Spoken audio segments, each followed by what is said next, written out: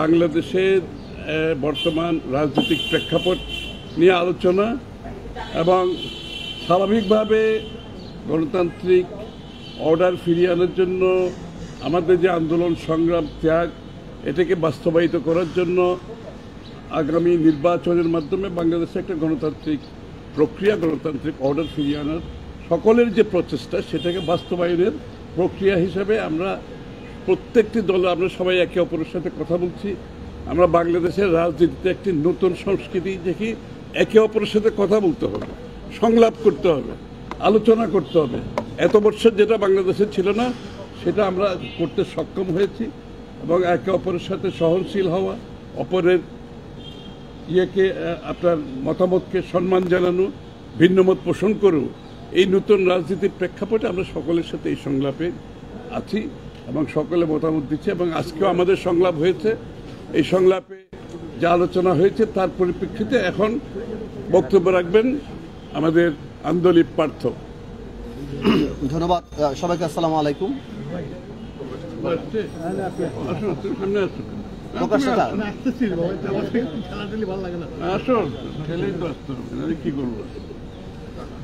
আসসালামু আলাইকুম, সবাইকে আন্তরিকভাবে ধন্যবাদ এবং বিশেষ করে বিএনপিকে ধন্যবাদ এই ধরনের একটা উদ্যোগ নেওয়ার জন্য।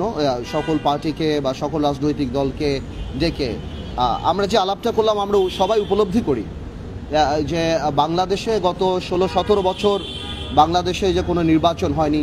2014 সাল থেকে বাংলাদেশের মানুষ ভোট দিতে পারেনি এবং এই প্র্যাকটিসটার কারণে 2014 থেকে যে আওয়ামী স্বৈরশাসক ছিল ওনারা যে পিক অ্যান্ড চুজ করে রাজনৈতিক নেতৃবৃন্দ, সেটা শুধুমাত্র এমপি হিসেবে না, উপজেলা থেকে আরম্ভ করে ইউনিয়ন পর্যায় থেকে আরম্ভ করে সব জায়গায় গিয়েছে। তো সেই প্র্যাকটিসটাই যাতে না থাকে, এখনও যে মানুষের একটা আকাঙ্ক্ষা যে নির্বাচিত জনপ্রতিনিধিদের মাধ্যমে তাদের প্রবলেম সলভ হবে, তাদের যত সমস্যা আছে তার সমাধান হবে, সেটা আমরা উপলব্ধি করি এবং বাংলাদেশের মানুষ তাকিয়ে আছে একটা নির্বাচনের জন্য। এবং আমরা এটা বিশ্বাস করি যে এই সরকার আমাদের সরকার, এই সরকার আমাদের আন্দোলনের সরকার, এই সরকার ছাত্র জনতার আন্দোলনের সরকার এবং কিন্তু এই সরকার জনগণের সরকার, কিন্তু জনগণের দ্বারা ভোট দ্বারা নির্বাচিত সরকার না।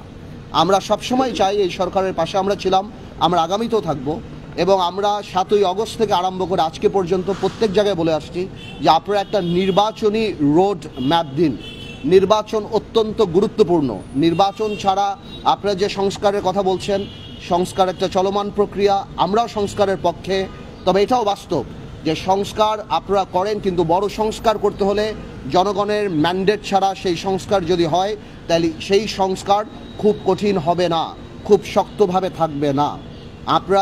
আমরা আগেও বলেছি, এখনও বলেছি যে আমাদের সাথে একটা চার্টার হতে পারে, সনদ হতে পারে, একটা সাইন হতে পারে। বড় বড় সংস্কার এই বড় রাজনৈতিক দলগুলি আপাতত দিয়ে দিয়েছে।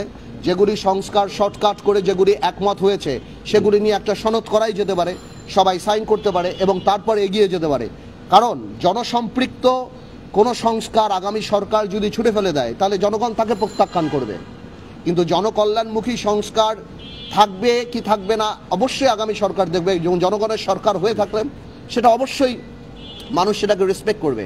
কিন্তু সংস্কারের নাম বলে নির্বাচনকে যদি পেছানো যায় এবং একটা সরকার, একটা দায়িত্বশীল সরকার যখন বলে ডিসেম্বর থেকে জুনের মধ্যে নির্বাচন হবে, এই ধরনের আনসার্টেনিটি থেকে দেশকে কোনোদিনও একটা সরকার ঠেলে দিতে পারে না।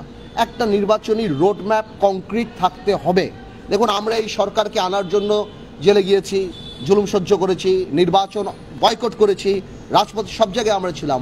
আমরা কোনোভাবেও চাই না এই সরকার ফেল করুক। আমরা চাই জনগণের ইচ্ছা প্রতিফলিত হোক, এই সরকার সংস্কার করুক, যেটার পাঠ আমরা। কিন্তু এমন কোনো সংস্কারের জন্য জানি কালক্ষেপণ না হয়, যাতে করে এই দেশের মানুষ চিন্তা করা আরম্ভ করে যে আমরা কি আবার নির্বাচন কবে হবে, আদৌ হবে কিনা, এই ধরনের প্রশ্ন আসে। তো আপাতত আমরা সেই আলাপই করেছি এবং আমরা ধন্যবাদ জানাই, বিএনপিও আমাদের সাথে একমত হয়েছে এবং আমি শিওর অন্যান্য রাজনৈতিক দলে আমাদের সাথে একমত হয়েছে। এখন ওভার টু আমির খসরু সাহেব, উনি বলবেন উনি যেটা মনে করেন। জি বলেন। ডিসেম্বরের আগেই যে নির্বাচনের দাবি সেই ব্যাপারে আলোচনা হয়েছে কিনা, এবং ডিসেম্বরের আগে নির্বাচন আপনারাও মনে করেন কিনা যে ডিসেম্বরের আগেই নির্বাচন হওয়া উচিত? না, ডিসেম্বর আগে তো অবশ্যই নির্বাচন করা সম্ভব, বিকজ মেজর পলিটিক্যাল পার্টিগুলি যে সংস্কারগুলি দিয়ে দিয়েছে ওনারা শুধু এগুলি কাটশট করে তারা বলে দিবে যে কোন কোন ব্যাপারে ওনার একমত হয়েছে, আর যেগুলিতে একমত হয়নি সেগুলি তো আর নেগোসিয়েশন করার সুযোগ নাই। সেগুলি যদি ওনারা জনসম্মুখে বললেই পারে, যদি জনকল্যাণমুখী কোনো সংস্কারে আমরা একমত না হই তাহলে সেটা তো জনগণ আমাদেরকে প্রত্যাখ্যান করবে। কিন্তু তার মানে তো এই না যে প্রত্যেকটা পিন পয়েন্ট ধরে আপনি যদি এরকম পারপিচুয়াল টাইম নিয়ে যাবেন যে সংস্কার কবে হবে, এবং জাতি এরকম একটা আনসার্টিনিটি থাকবে, রাজনীতি আনসার্টিনি থাকবে, দেশের ইকোনমি আনসার্টিনি থাকবে।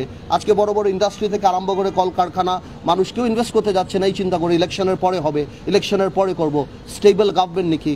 বৈদেশিক যারা আমাদের বন্ধু বান্ধব বা অন্যান্য দেশ আছে তারাও পর্যন্ত এই সরকারকে ওই সিরিয়াসলি তারা নিবে না, বিকজ আপনার টার্ম কতখানি সেটার উপর নির্ভর করে যে লং টার্ম আপনার কি হবে। তো আমার মনে হয় যে এই কালক্ষেপণ এখন না করে নির্বাচনী রোড ম্যাপটা এখন জনগণের দাবি, আমার মনে হয় সেটাতেই কনসেন্ট্রেট করা উচিত এই সরকারের।